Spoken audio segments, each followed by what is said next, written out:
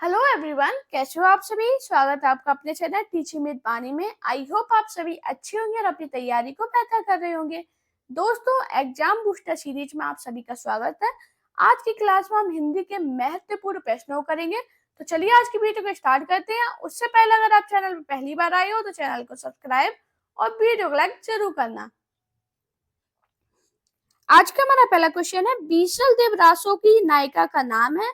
तो आप सभी को पता है जो बीसल देव रासो है, इसकी नायिका का नाम क्या है? राजमती।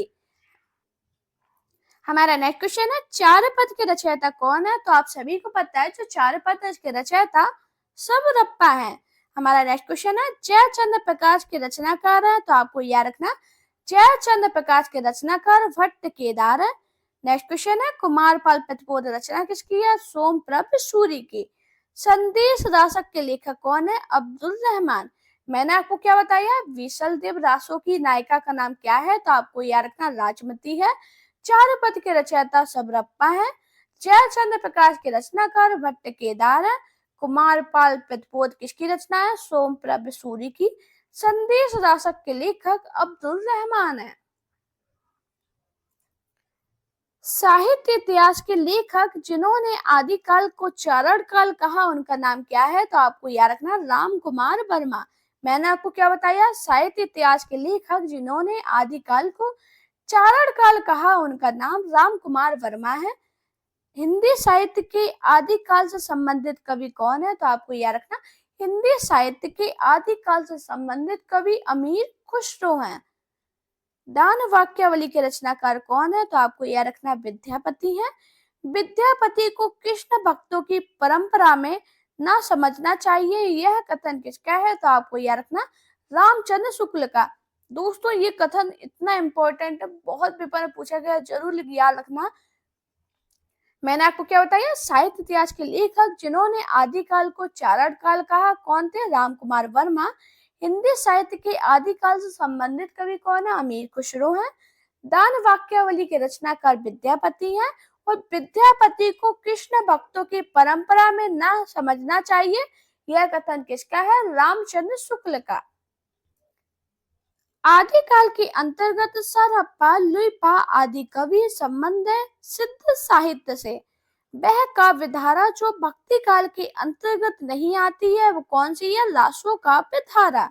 नेक्स्ट क्वेश्चन है, सिद्ध सामंत युग की कविताओं की सृष्टि आकाश में नहीं हुई है, वे हमारे देश की ठोस धरती की उपज है, यह कथन किसका है? तो आपको यह रखना राहुल साकित्यायन का।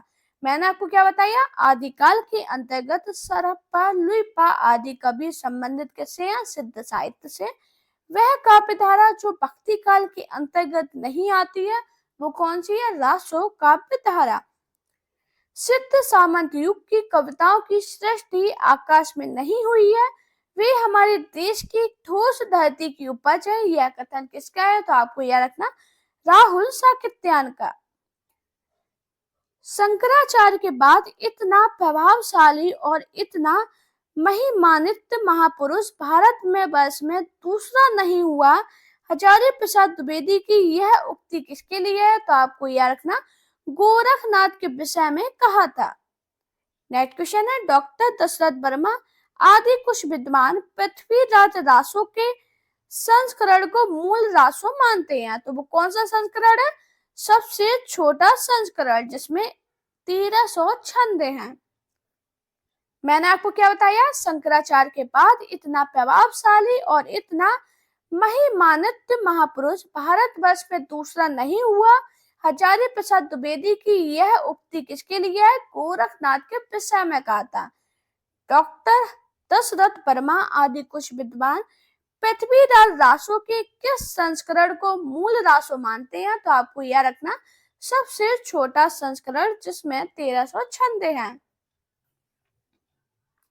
नेक्स्ट क्वेश्चन है, बीसल देव रास के संपादनकर्ता कौन है? तो आपको यह रखना माता प्रसाद गुप्त एवं अंगद चंद। आचार्य शुक्ल के अनुसार वह रचना जिसके आधार पर विद्यापति मैथिल कोकिल कहलाए वो कौन सी रचना है? तो आपको यह रखना पदावली। जे हाल मिस्की मुकुंद तगाफुल दुराय नैना वनायवती आई। यह प्रसिद्ध पंक्ति के रचनाकार कौन है? तो आपको याद रखना अमीर खुसरो। मैंने आपको क्या बताया? बीसल देवराज के संपादनकर्ता कौन है? माता प्रसाद गुप्त व अंगद चंद। आचार्य शुक्ल के अनुसार वह अपनी रचना जिसके आधार पर विद्यापति को मैथिल कोकिल कहलाए वो कौन सी रचना थी? पदावली। जे हाल मिचकी मुकुंद तगाफुल दुराय नैना वनायवती आई। यह प्रसिद्ध पंक्ति के रचनाकार कौन है? अमीर खुसरो। नेक्स्ट क्वेश्चन है कुवल्य माला कथा के लेखक कौन है? उद्धोतन सूरि। हाँ जी, मैंने आपको क्या बताया? कुवल्य माला कथा के लेखक उद्धोतन सूरि है। पुष्य या पुंड को हिंदी का प्रथम कवि आलोचक ने माना है। किसने माना है? शिव सिंह सेंगर ने। रत्नाकर जोपम कथा पुस्तक का संबंध किससे है? वज्रयानी सिद्धों से।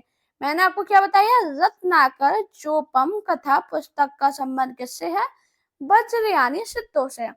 दोस्तों, क्लास पसंद आई हो तो प्लीज चैनल को सब्सक्राइब करना और अपने दोस्तों के साथ इस वीडियो को शेयर करना। मेरा Telegram account, Insta account, Facebook page पर मुझे फॉलो कीजिए। अपना प्यार और सपोर्ट चैनल पे इसी प्रकार बनाए रखिए। Thank you guys for watching this video.